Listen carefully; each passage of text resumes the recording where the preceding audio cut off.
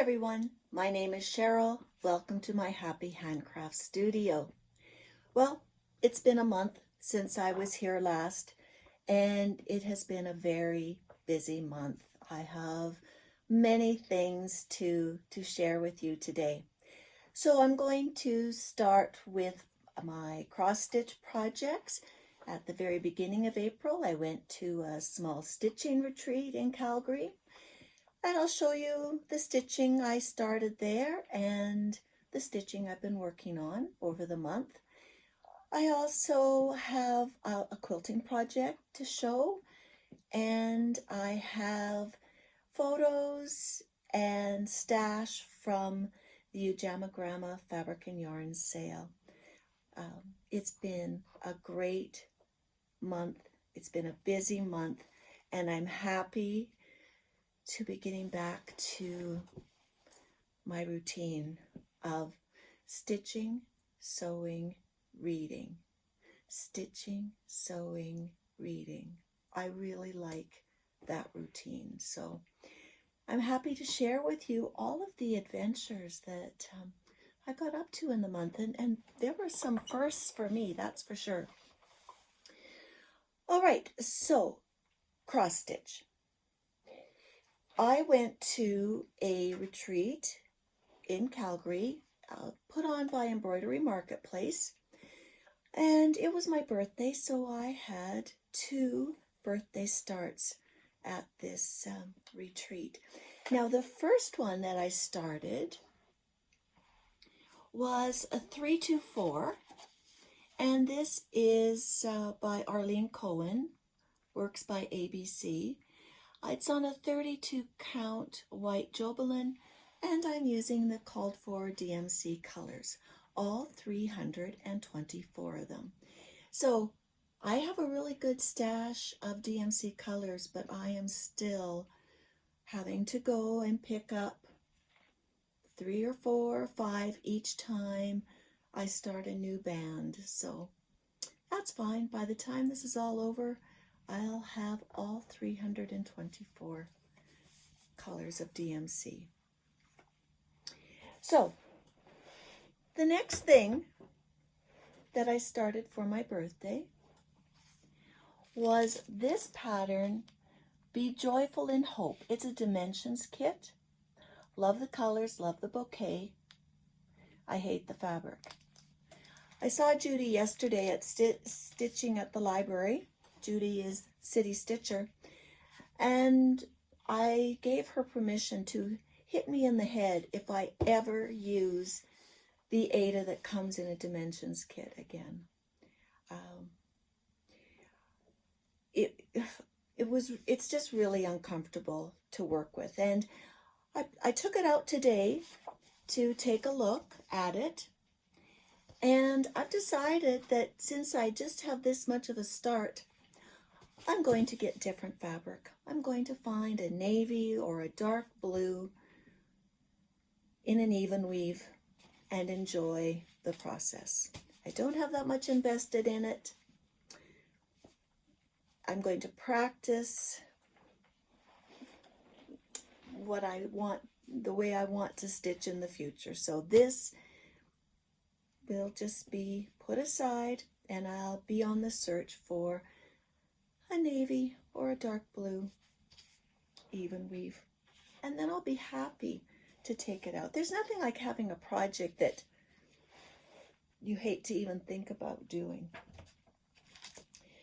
So when I was at the retreat, that's where I bought the white fabric for $324, and you know, the person who runs this shop, she said to me, I could get you a piece of navy even weave if you wanted. And I said, oh no, you know. But anyways, you live and learn. There was also another little pop-up shop there that was selling Ukrainian patterns. And if someone is going to come to a retreat and offer their services, I really want to support them. So I bought this little ornament kit. I thought it will look very nice on a tree. So the next things that I worked on were my Whip Go pieces for April. And that first one was Hoity Toity. So 1,200 stitches in this one. So it's you know, it is coming along. I'm happy when I'm working on it. It's really a delight to stitch. So I'm looking forward to doing even more of this one.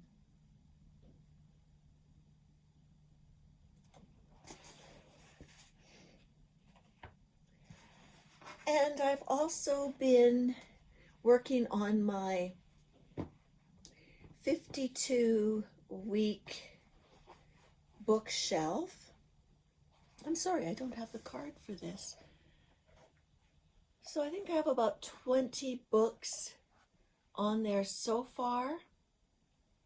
And I'm doing really well in my challenge to read a book a week. This is just ending week 20, and I'm reading books 24 and 25 right now. So that's going along really well. So the piece I'm currently working on is Queen Elizabeth II in Her Coronation Dress. So this is the beast that I'm working on. I was complaining at stitching at the library that all of these different yellows are all different blends. 745 and 677, 746 and 74. Like it just, like, let's just jumble them all together. But it does end up, you know, giving some really beautiful dimension to the piece. So since it's our Victoria Day weekend, I'm going to be very happy to work on this. In Canada, we celebrate Victoria Day. We call it May Long Weekend, and it celebrates the sovereign's birthday. So, you know, whether it's Queen Victoria, Queen Elizabeth II, or King Charles, we're celebrating their birthday on in the May Long Weekend. And so that's that. So that's my cross stitch. I'm going to continue to work on Queen Elizabeth II. I need to make 2 smalls for the Stitch and Stash retreat that I'm going to be headed to in June at West Edmonton Mall in Edmonton. And I haven't started them, so that will be a project for the end of May, beginning of June. But it's all good. I mean, I'm just going to do small, so that will be a nice change. And then there'll be Whip going out soon, and we'll see what projects I get to work on. All right, so last thing before I go, I want to talk about some books. So I've been reading some great books. First one that is actually going to be, it was my choice for my next book club meeting, is Hello Beautiful.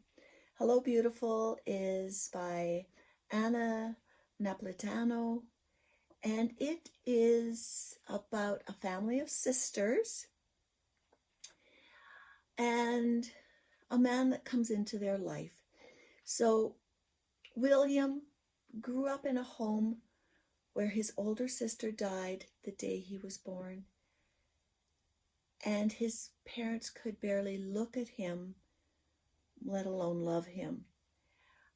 In high school, he becomes a basketball star and earns his way to college, and he meets Giulio Padovano, a woman who knows what she wants. She has her life planned out, and she plans William's life as well. Now, Julia has 3 sisters: Sylvie, the dreamer, Cecilia, the artist, and Emmeline, who takes care of everyone. So there's been a lot written that this links to the March Sisters in Little Women. It's a lovely, touching story. I think it'll have a lot of really good discussion for my book club, and I hope it's one that you'll consider reading. The next one I want to talk about is The Husbands. Oh my gosh, this was a debut novel. It's you know, I like time travel books and all that kind of thing. Well, this is kind of that genre, not necessarily time travel, but quirks in reality. I'm not sure what you would say. But Lauren is out with a girlfriend, and she returns home and is greeted at the door by her husband coming down from the attic. The problem is that she's not married and she's never seen this man. But according to her sister and her friends, and on her phone, she can see that they've been together for years. And it's her husband. The husband goes back up into the attic, and when the husband comes down, it's a new man. So she realizes that her attic is creating an infinite supply of husbands. So this is both good and bad. One husband comes down and she doesn't like the way he chews with his mouth open. So she sends him up to the attic to get something. Yeah, like how often would you send your husband up to the attic? The choice is like how much perfection do you need in a husband, and what kind of a husband is worth sending back to the attic, and what happens if you can't send him back and you are living with whatever comes down, whether it was really your choice or not. She does realize that whichever husband is up there, she did choose. Like there was something in their relationship that it was reasonable enough that they get married. So The Husbands is by Holly Gramazio. So if you like a quirky book, and it was fun. Like this was one I was listening to, especially as I was driving back and forth at the fabric and yarn sale, and I'd be laughing out loud. Like it was great. And then the last one that I read, whenever there's a book that comes out that has the word library or bookshop in it, well, I'm gonna read it. And this one is called The Underground Library by Jennifer Ryan. And so this is based on a true story of during London during the Blitz in the 1940s, that a library did move into the underground, into the subway system, the train system, and it's the story of 3 women in London living during the Blitz. So Juliet is the deputy librarian. Basically, she leaves her small community to go to London because she's just really tired of her parents trying to marry her off, because she's at that age in the 1940s where it's time to get married. I mean, that's what women did. We also have Sophie, who is a Jewish refugee who has been able to come to London because she has a work visa to work as a servant.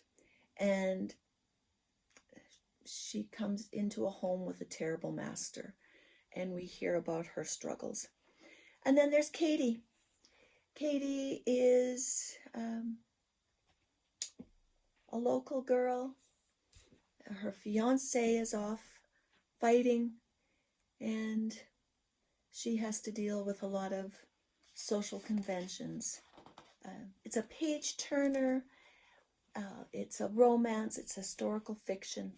It's great. You know, if you love libraries and if you love stories about how women's lives changed during the war, I love it because the 1940s was when my mother was a young woman.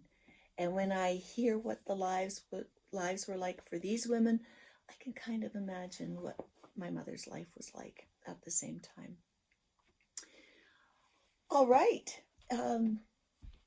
I think that's everything for today. I've had a great, busy month. It was all worth it for being so busy. I am really... Oh, I have one last thing. One of the reasons I couldn't do my floss tube as soon as I was finished with the sale was that I had a quilt that had to be finished this week. Our local historical park, Heritage Park, holds a festival of quilts at the end of May. And the quilts have to be delivered May 21st. Well, I had to register this quilt in April that I was going to be entering it. And at that point, it was the top. I could measure the top. I knew who the designer was and everything, so I could enter it. But it wasn't finished. Now, if I hadn't finished it, it would be no big deal. I mean, this is not a judged competition. This is a celebration of quilting. Local quilters put their quilts up just to be admired, give inspiration to people. So my quilt is called Hillside Houses, and I can kind of show it here, but I'll also include a photo. And so now I'm all ready to deliver it on Tuesday, and I'll be able to start to work on other things. All of my duties have been checked off, and now I can just have fun. And that's what I hope you have too. Fun. Fun in all of your stitching, sewing, crafting. Bye-bye, friends. Thanks so much.